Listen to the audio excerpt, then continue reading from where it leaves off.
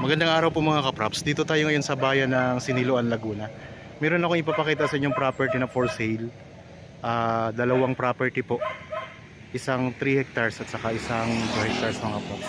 Magsisimula tayo dito sa highway mga kaprops. Ito yung highway. Ito yung papunta sa town proper ng Siniloan.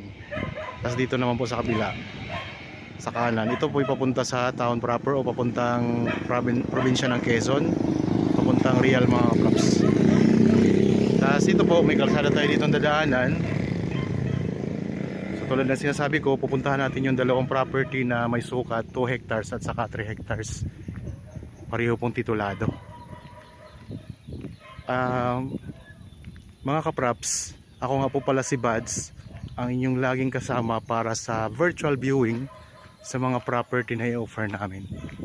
Itong kabila mga kaprops, itong dinadaanan natin, itong tabi nito, ito ay binibenta din. 4.7 hectares ang sukat naman ito. Tapos ang ipapakita ko sa inyo, yun yung 3 hectares at saka 2 hectares. Ang presyo mga kaprops, mura lang. Nandyan sa description box at sa title nitong video.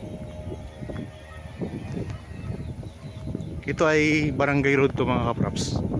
Ongoing po ang paggawa nito. Lusot po ito sa Pakil, Laguna.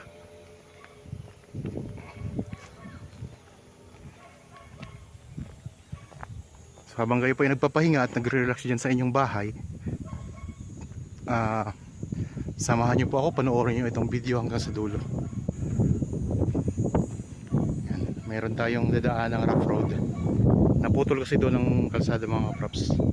So yan ang highway Tapos may sapa dyan na maliit. Yan, sapa po yan. Okay, elevated po itong lupa sa mula doon sa highway.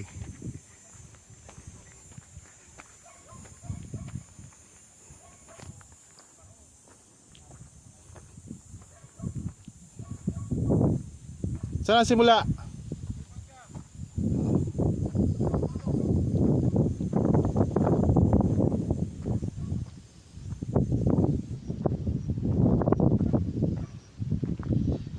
Tabing kalsada.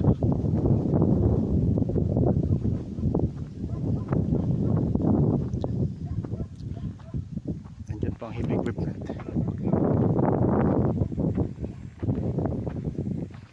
Ito yung boundary niya. Itong mangga. Ito na yung 3 hectares.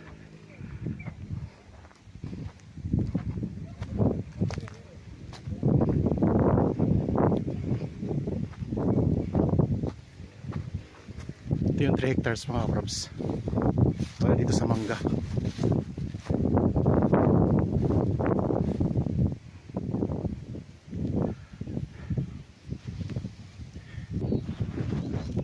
Palig mula dito mga kaprops, pag ganun po yung property Yan, pag ganun po. Pag ganito tayo, ito yung 3 hektarya. Bali 5 hektarya itong ipapakita ko sa inyo mga kaprops ha. So itong 3 hektarya, ito yung nasa tabi mismo ng kalsada. Yan, ito yung kalsada mga kaprops. Tapos tulad na nabanggit ko kanina, yan ay 4.7 hectares naman to.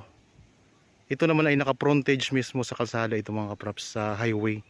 Dalawa ang frontage niya, corner lot itong property na to. Papakita ko lang din sa inyo. Bali, ang unahan itong property ay tax declaration, yung 1.3 hectares. Tapos ito po, itong area na to, ito yung titulado.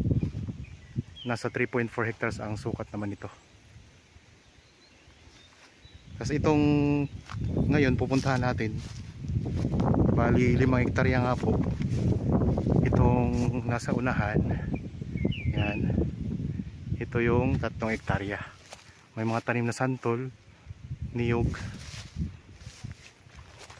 Ito tayo.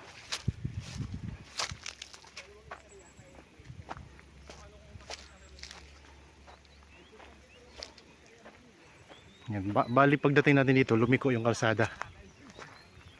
Ito yung mataas na bahagi mga kaprops ng property.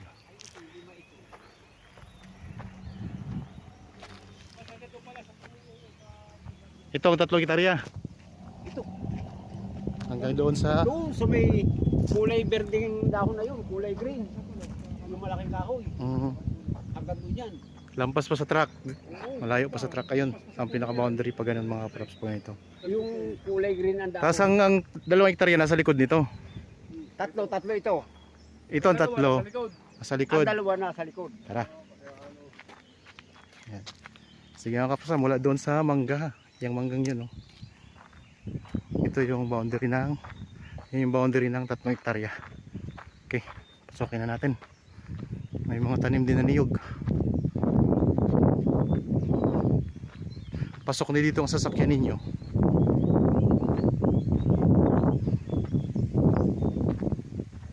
Ayan mga kaprops.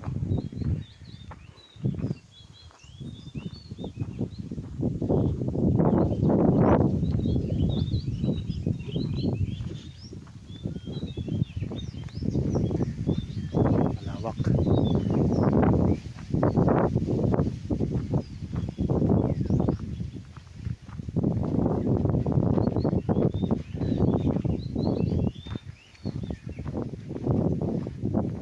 Pansamantala, pwedeng dumaan dito yung may-ari o yung makakabili ng 2 hektarya sa may likuran.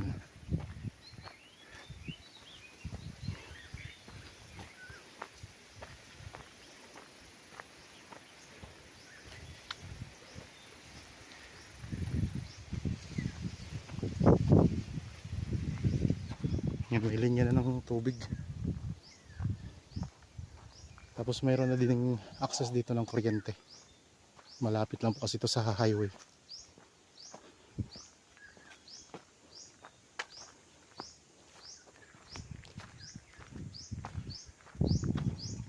May mga lansones din pala mga kaprops. Oh. May puno ng mabolo. Yan mga lansones yan.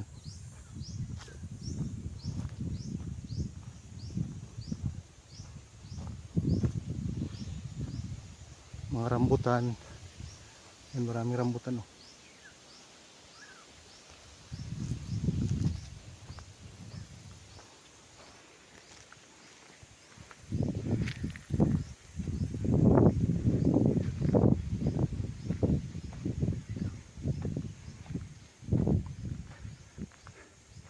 Mga niyog. Siniluan Laguna, ito yung pinaka-boundary ng lalawigan ng Laguna. Bali boundary ng Laguna at Quezon mga kaprops. Kasi katabi nito ay Quezon na. Real Quezon. Tapos itong area na to, mataas siya na area kaya walang baha dito. Yun, may mga part ng lupa na pa-slope siya ng konti. Banayad na slope. Itong may bakod na to. Ito yung dalawa. Ito yung tanda niya, boundary. Akin yan eh. Okay. Dito mga kaprops yung dito nagtatapos yung 3 hektarya. Tapos dito na tayo sa 2 hectares. Ito na. Mula dito, ito naman yung 2 hectares.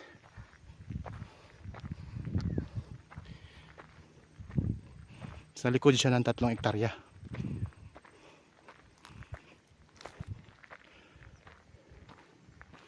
Ganda ng lupo. Kulay brown. Brown na brown. Halos mapula-pula.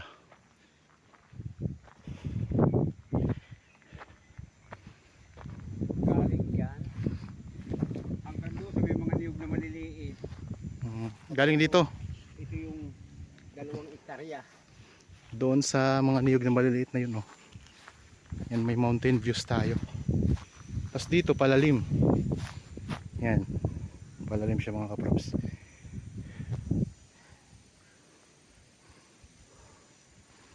Ayun ang matatanaw natin. Kasi nasa taas tayo ng area. Nasa mataas tayo area.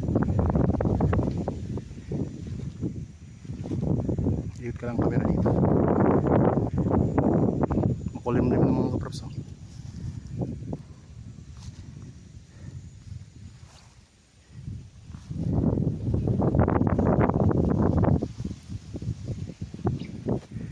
presyo nito makikita nyo sa description box at sa title itong video mga kaprops. Mura pa lang ang presyo nito, pero abot na po ng kalsada siya.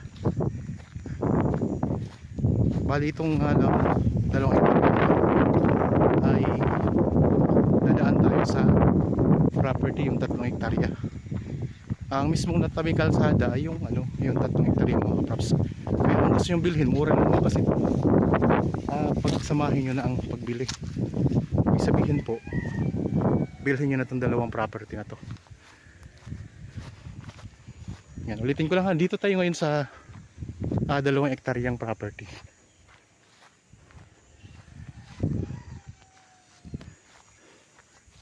Pwede kayo mag-alaga ng mga kabayo, baka. So uminit na uli.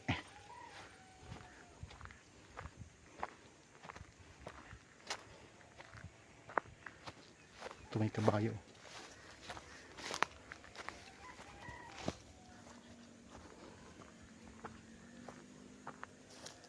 Exercise na naman tayo mga kaprops.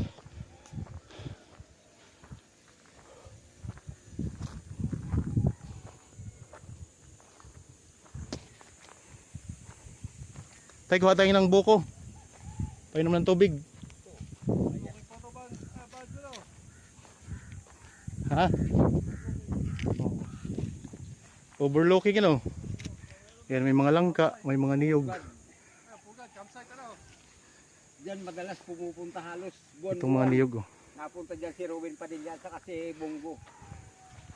Ito ay santol. Pwede pa lang gawin ito campsite Oh, pwede campsite to. Mataas pa rin. Tapos kapantay mo na siya Pugad. Tay, painom ng tubig. Tay, painom ng tubig. To, tay. To, tubig. Tay. Ata, abad. Ano? Pagbalik. May mga iba't ibang mga prutas.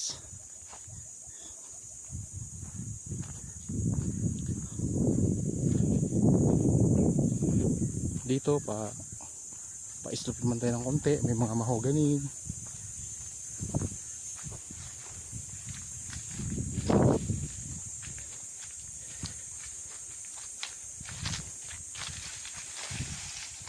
Merong bukal may bukal. Punta tayo sa bukal.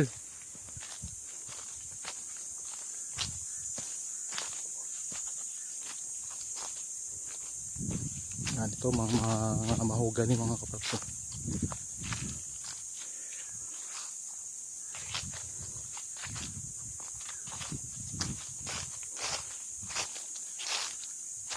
Pwede tayo dito sa area na to. May mga tanim silang halaman. May mga halaman. Mga pandekorasyon.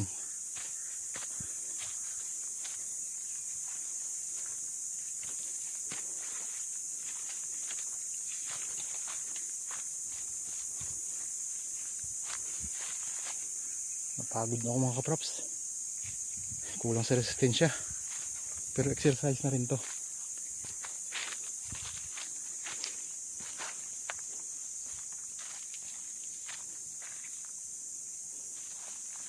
Punta tayo doon sa bukal.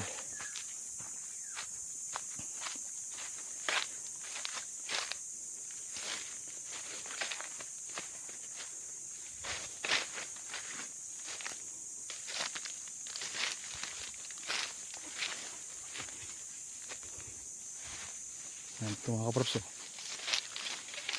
galing yan sa bukal. Tubig na yan. Ngayon tag-init, kaya mahina yung tubig niya.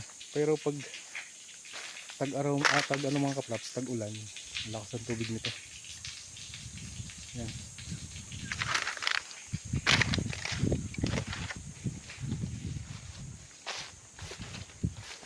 Nandito tayo ngayon sa may pinakalikod na part ng property. Pinakalikod na area. May mga nara din.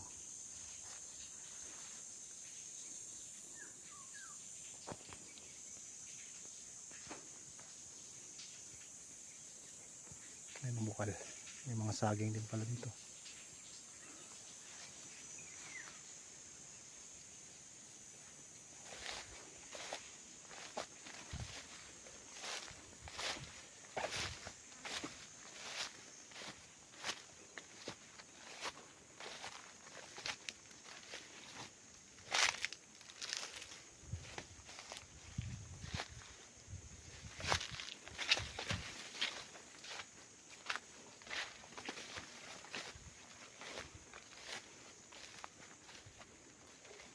Ito mga kaprops, maliit na sapa dito.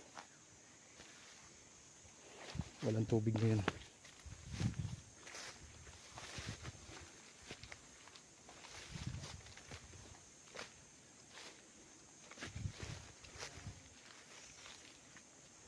Yung mga taling na halaman. Yung mga dalang hita. Ito, dalang hita, walang bunga.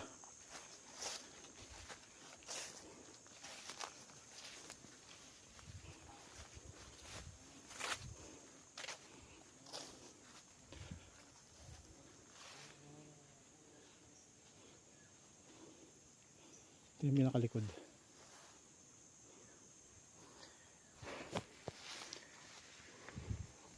Yung mga kaprops ay dinaanan natin ay dalawang property. Pinuntahan natin. Isang 3 hektarya at saka 2 hektarya itong na kinaroroonan natin ngayon. Yan, may puno ng narao. Nasa likod tayo ngayon ng property. Tag-init. Mainit ang panahon. Okay. Sana nagustuhan nyo po itong property na in-offer ko. Para po sa bago pa lang sa aking channel at napadaan lang dito sa aking channel, huwag nyo pong kalimutang mag-subscribe at pindutin na rin po ang notification bell para maging updated kayo sa mga bagong property na i-offer namin. Maraming salamat po. Lagi tayong mag-iingat at God bless po sa ating lahat mga kaprops.